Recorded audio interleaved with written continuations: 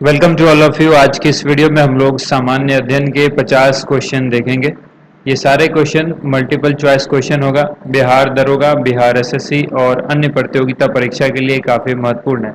तो पहला test series है सेट 1, इसको आप सभी लोग ज़रूर लगाएं। इसके बाद अगर इस वीडियो पर अच्छा रिस्पॉन्स रहा आप लोगों का, रिस्पॉन्स इन द सेंस कि इस वीडियो पर ज़्यादा से ज़्यादा लाइक एंड शेयर अगर आपका हुआ, प्यार मिला अगर वीडियो पर, तो आपकी इस वीडियो के बाद रेगुलर जो है वो सेट 2 सेट 3 सभी आता रहेगा। तो चलिए वीडियो को शुरू करते हैं। सबसे पहला सवाल देखिए आपके सामने, आप वीडियो को रोक करके आंसर देने का प्रयास कीजिए और बताइए लास्ट में कि आपको 50 क्वेश्चन में से कितने क्वेश्चन आपके सही हुए। क्योंकि तैयारी आप सबने बहुत कर ली, अब टेस्ट लगाना बहुत ज़रूरी है, समय बहुत कम है आपके पास। एक सेट रोज जरूर लगाइए। तो चलिए यहाँ पर पहला प्रश्न आपके सामने है, स्वच्छ वायु सर्वेक्षण 2023 में सबसे स्वच्छ हवा के लिए किस शहर ने शीर्ष स्थान हासिल किया है। इस पहले क्वेश्चन का आंसर आप सभी को बताना है। तो चार ऑप्शंस में से करेक्ट आंसर क्या होगा? इस क्वेश्चन का करेक्ट आंसर होगा option B, Indore. Option B इसका करेक्ट आंसर हो जाएगा। दूसरा सवाल देखिए आपके सामने है, किस शहर में पहले भूमिगत ट्रांसफॉर्मर का अनावरण किया गया है। अगर आप रेगुलर करंट अफेयर्स देख रहे हैं हमारा, तो आपके सारे क्वेश्चन जो है करंट अफेयर्स के बन जाएंगे। किस शहर में पहले भूमिगत ट्रांसफार्मर का अनावरण किया गया है? तो इस क्वेश्चन का राइट आंसर क्या हो जाएगा? ऑप्शन ए, बेंगलुरु इसका राइट आंसर होगा। अगला सवाल है, यूएस ओपन 2023 का महिला एकल खिताब किसने जीता है। यूएस ओपन 2023 का महिला एकल खिताब किसने जीता है? आंसर होगा कोको गॉफ। देखिए 50 क्वेश्चन है, बिल्कुल क्वेश्चन और सीधे डायरेक्ट उसका आंसर यहाँ पर हम लोग देखेंगे। डिस्कशन यहाँ पर नहीं होगा। अगर आपको डिस्कशन देखना है तो हमारा डिस्कशन जो है चैप्टर वाइज, टॉपिक वाइज हम वीडियो डालते हैं, वहाँ पर आपको बाकी जो जितने भी क्वेश्चंस पूछे जाते हैं उनको डिस्कस किया जाता है। यहाँ पर हम सिर्फ टेस्ट सीरीज लगा रहे हैं तो कोई डिस्कशन नहीं होगी। अगला सवाल देखिए, अगला सवाल है, सबसे तेज 13,000 वनडे रन बनाने वाले खिलाड़ी कौन बन गए हैं। तो इस क्वेश्चन का आंसर क्या होगा? आंसर हो जाएगा ऑप्शन ए, विराट कोहली। यहाँ पर विराट कोहली इसका करेक्ट आंसर होगा। राकेश झुनझुनवाला को 2023 में कौन सा पुरस्कार दिया गया है? राकेश झुनझुनवाला को 2023 में कौन सा पुरस्कार दिया गया है? तो आंसर हो जाएगा पद्मश्री। ऑप्शन बी यहाँ पर करेक्ट आंसर होगा। आप हमारे टेलीग्राम चैनल से भी जुड़ सकते हैं, वहाँ पर आपको हमारा फ्री पीडीएफ मिल जाता है। इसके अलावा आपको टेलीग्राम और हमारे यूट्यूब चैनल पर कम्युनिटी सेक्शन के अंदर हम डेली पोल में कुछ क्वेश्चन भी पूछते हैं, जिसका आंसर काफ़ी सारे बच्चे देते हैं। तो आप भी वहाँ पर डेली क्वेश्चन का आंसर जरूर दिया कीजिए। निम्नलिखित में से कौन सी गर्म जलधारा प्रशांत महासागर की है? चार ऑप्शंस आपके सामने दिए गए हैं, करेक्ट आंसर क्या होगा? तो इस क्वेश्चन का करेक्ट आंसर होगा सुसीमा जलधारा। ऑप्शन बी, सुसीमा जलधारा इसका राइट आंसर होगा। अगला सवाल देखिए, महात्मा गांधी के द्वारा स्थापित नटाल कांग्रेस की स्थापना किस वर्ष में हुई थी? तो महात्मा गांधी के द्वारा नटाल कांग्रेस की स्थापना कब की गई थी? इस क्वेश्चन का आंसर हो जाएगा ऑप्शन ए, 1894 ईस्वी में की गई थी। नेक्स्ट क्वेश्चन है, खिलाफत आंदोलन का नेतृत्व बिहार में किसने किया था? बिहार के अंदर खिलाफत आंदोलन का नेतृत्व जो है वो किसने किया था? तो इस क्वेश्चन का राइट आंसर क्या होगा? मौलाना मजहरुल हक। ऑप्शन बी यहाँ पर करेक्ट आंसर हो जाएगा, मजहरुल हक। नेक्स्ट क्वेश्चन देखिए, अगला सवाल है, निम्नलिखित में से कौन सा विकल्प लॉर्ड कैनिंग से संबंधित नहीं है? नहीं है पूछा गया है। देखिए, विधवा पुनर्विवाह अधिनियम का लागू होना, महालेखा परीक्षक के पद का सृजन, वुड्स डिस्पैच लागू करना, पोर्टफोलियो प्रणाली की शुरुआत करना। तो राइट आंसर हो जाएगा वुड्स डिस्पैच लागू करना लॉर्ड कैनिंग से संबंधित नहीं है। तो ऑप्शन सी यहाँ पर करेक्ट आंसर हो जाएगा। नेक्स्ट क्वेश्चन है, कृष्ण का अवतार किस संत को माना जाता है? किस संत को कृष्ण का अवतार माना जाता है? चार ऑप्शंस आपके सामने हैं। कृष्ण के जो अवतार हैं वो कौन से संत हैं? इस क्वेश्चन का राइट आंसर क्या होगा? चैतन्य महाप्रभु। ऑप्शन सी यहाँ पर करेक्ट आंसर हो जाएगा। नेक्स्ट क्वेश्चन देखिए, मूर्ति पूजा का आरंभ माना जाता है, मूर्ति पूजा की जो शुरुआत है वो कब से मानी जाती है, किस काल से मानी जाती है? यहाँ पर चार ऑप्शंस हैं, करेक्ट आंसर क्या होगा? सभी लोग अपना आंसर दीजिए। मूर्ति पूजा का आरंभ जो है वो कुषाण काल से माना जाता है। तो ऑप्शन ए यहाँ पर इस क्वेश्चन का करेक्ट आंसर हो जाएगा। कुषाण काल। नेक्स्ट क्वेश्चन देखिए, अगला क्वेश्चन है प्रथम जैन संगति जो संगीति थी उसके पाटलिपुत्र में आयोजित हुई थी, इसके समय जो है वहाँ के शासक कौन थे? प्रथम जैन संगति के पाटलिपुत्र में आयोजित हुआ, इन समय जो है वहाँ के शासक कौन थे, ये सवाल पूछा गया है। तो पहली जैन संगति के समय जो वहाँ के शासक थे उनका नाम क्या था? उनका नाम था चंद्रगुप्त मौर्य। तो ऑप्शन डी यहाँ पर करेक्ट आंसर हो जाएगा, चंद्रगुप्त मौर्य। ठीक है, नेक्स्ट क्वेश्चन देखिए, अगला सवाल है संतलत काल, जो सल्तनत काल है उसका सबसे पढ़ा लिखा विद्वान शासक जो धार्मिक दृष्टि से उदार व सहिष्णु था, कौन था? तो राइट आंसर इसका बताइए, सल्तनत काल का सबसे पढ़ा लिखा विद्वान जो कि धार्मिक दृष्टि से उदार और सहिष्णु था, वो शासक कौन सा था? तो राइट आंसर होगा ऑप्शन ए, मोहम्मद बिन तुगलक। ठीक है, ऑप्शन ए यहाँ पर करेक्ट आंसर होगा। नेक्स्ट क्वेश्चन देखिए, निम्नलिखित में से कौन से मुगल शासक ने यह लिखा कि भारतीय मरना जानते हैं लड़ना नहीं? इस क्वेश्चन का करेक्ट आंसर क्या होगा? भारतीय लड़ना नहीं जानते, मरना जानते हैं, ये किसने लिखा था, किस मुगल शासक ने लिखा था? तो देखिए इस क्वेश्चन का राइट आंसर हो जाएगा ऑप्शन डी, बाबर यहाँ पर करेक्ट आंसर होगा। अगला सवाल है ग्रीष्म ऋतु में आने वाली फलों वाली बौछार वर्षा से लाभान्वित राज्य मुख्यतः कौन सा है? ग्रीष्म ऋतु में आने वाली जो फलों वाली बौछार वर्षा है उससे कौन सा राज्य मुख्यतः लाभान्वित होता है? इस क्वेश्चन का करेक्ट आंसर होगा ऑप्शन ए, केरल।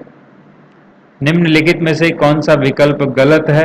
चार ऑप्शंस दिए गए हैं आपके सामने, कौन सा ऑप्शन गलत है वो आपको बताना है। पहला है Indian Association S N Banerjee, Sharada Sadan Ramabai, स्वतंत्र श्रमिक पार्टी नारायण मल्हार जोशी और बहिष्कृत हितकारिणी सभा बी आर अम्बेडकर। तो राइट आंसर होगा option C, Swatantra Shramik party Narayan Malhar Joshi जो है इसका करेक्ट आंसर हो जाएगा, ये विकल्प गलत है। ठीक है, तो ऑप्शन सी यहाँ पर करेक्ट आंसर होगा।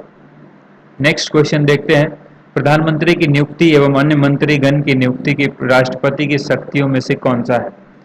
तो अन्य गण की मंत्रीगण की नियुक्ति और प्रधानमंत्री की नियुक्ति जो है वो राष्ट्रपतियों की शक्ति में से कौन सी शक्ति है?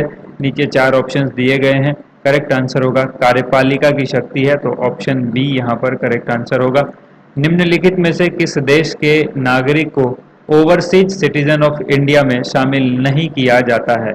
ओवरसीज सिटीजन ऑफ इंडिया में किस देश के नागरिक को शामिल नहीं किया जाता है? यहाँ पर इस क्वेश्चन का क्या आंसर होगा? तो राइट आंसर होगा ऑप्शन डी, बांग्लादेश। ठीक है, बांग्लादेश यहाँ पर करेक्ट आंसर होगा।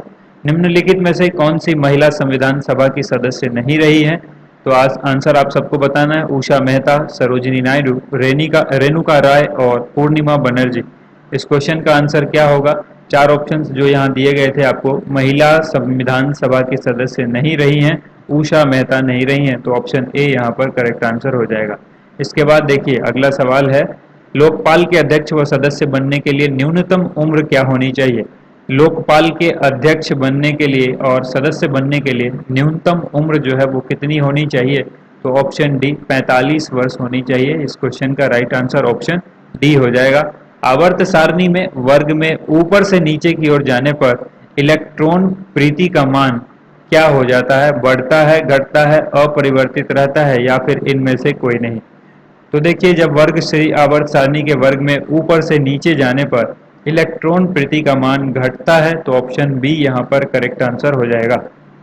नेक्स्ट देखिए, निम्नलिखित में से कौन सा रोग विषाणु से नहीं होता? वायरस से कौन सा रोग नहीं होता है, ये सवाल पूछा गया है। तो यहाँ पर इस क्वेश्चन का राइट आंसर क्या हो जाएगा? इस क्वेश्चन का जो करेक्ट आंसर होगा वो है गोनोरिया, ऑप्शन ए, गोनोरिया यहाँ पर करेक्ट आंसर होगा। नेक्स्ट देखिए, अनुच्छेद 132 में उच्चतम न्यायालय को शक्ति प्रदान करता है, कौन है जो उच्चतम न्यायालय को शक्ति प्रदान करता है अनुच्छेद 132 में? चार ऑप्शंस आपके सामने दिए गए हैं, तो करेक्ट आंसर इसमें होगा अपीलीय अधिकारिता। ठीक है, ऑप्शन डी, अपीलीय अधिकारिता जो है वो करेक्ट आंसर हो जाएगा। अगला सवाल है, अंतर राज्य परिषद की बैठक की अध्यक्षता किया जाता है, किसके द्वारा किया जाता है अंतर राज्य परिषद की बैठक? तो अंतर राज्य परिषद की बैठक प्रधानमंत्री के द्वारा की जाती है, इसकी अध्यक्षता। ठीक है, तो ऑप्शन ए यहाँ पर करेक्ट आंसर होगा। अगला सवाल है, निम्नलिखित में से भिन्न को पहचानिए। चार ऑप्शंस हैं, इनमें से जो सबसे भिन्न है उसको आपको पहचानना है, तो इसका राइट आंसर हो जाएगा ऑप्शन बी, चिमटा। ठीक है, इसके बाद देखिए अगला सवाल है, रासायनिक ऊर्जा को प्रकाश एवं ऊष्मा ऊर्जा में कौन परिवर्तित करता है? रासायनिक ऊर्जा को प्रकाश ऊर्जा में जो परिवर्तित करता है वो कौन है? ठीक है, प्रकाश एवं ऊष्मा ऊर्जा में परिवर्तित करता है रासायनिक ऊर्जा को। चार ऑप्शन है, विद्युत सेल, रासायनिक सेल, ट्यूबलाइट या फिर मोमबत्ती। इसका राइट आंसर क्या होगा? मोमबत्ती, ऑप्शन डी यहाँ पर करेक्ट आंसर हो जाएगा। यदि द्रव का प्रवाह का वेग उसके क्रांतिक यहाँ पर वेग होगा, वेद नहीं, द्रव का प्रवाह का वेग उसके क्रांतिक वेग से अधिक होता है तो उसका प्रवाह किस पर निर्भर करता है? उसकी श्यायनता पर, उसके घनत्व पर या फिर उसके दाब पर या उसके पृष्ठ तनाव पर। तो इस क्वेश्चन का राइट आंसर क्या होगा?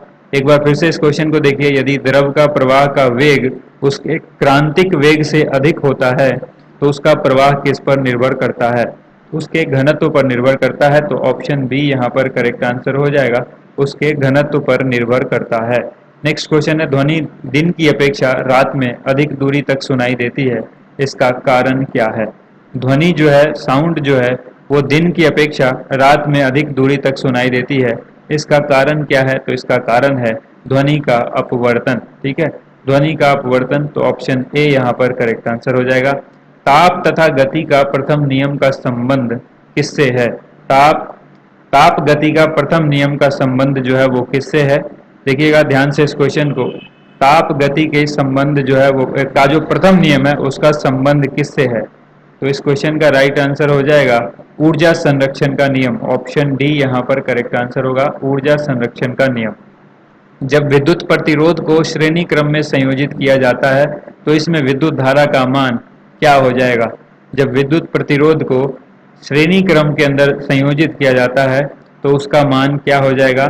उसका मान जो विद्युत धारा में समान रहता है। ठीक है, प्रतिरोध का मान जो है वो समान रहता है। ठीक है, इसके बाद देखिए अगला यहाँ पर क्वेश्चन है कि कांच की लेंस को जब पानी में डुबाया जाता है तो कौन सा प्रभाव दिखाई देता है? कांच के लेंस को जब पानी में डुबाया जाता है तो कौन सा प्रभाव दिखाई देता है?